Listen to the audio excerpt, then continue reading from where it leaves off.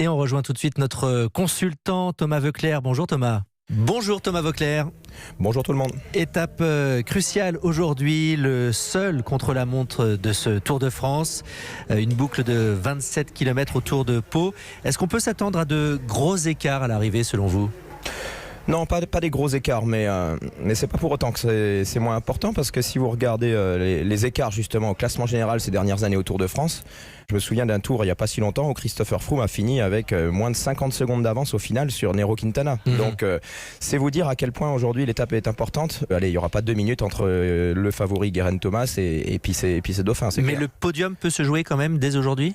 Il peut se jouer tous les jours, mais aujourd'hui particulièrement parce que c'est le seul chrono individuel. Et il faut bien avoir en mémoire que tous les derniers vainqueurs de Tour sont des spécialistes du chrono individuel.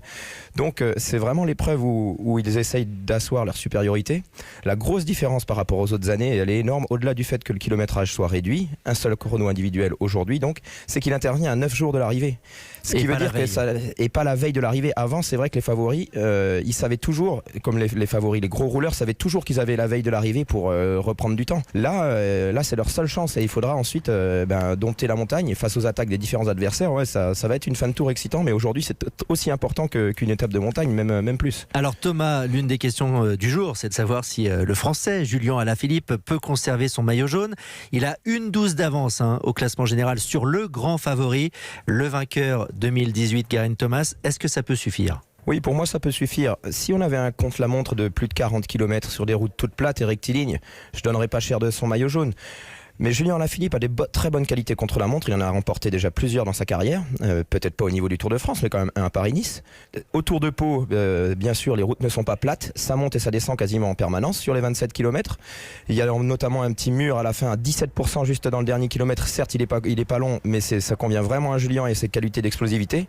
Et surtout, il a le maillot jaune sur le dos. Il va partir en dernier. Il aura tous les écarts avec tous les principaux favoris qui seront partis avant lui.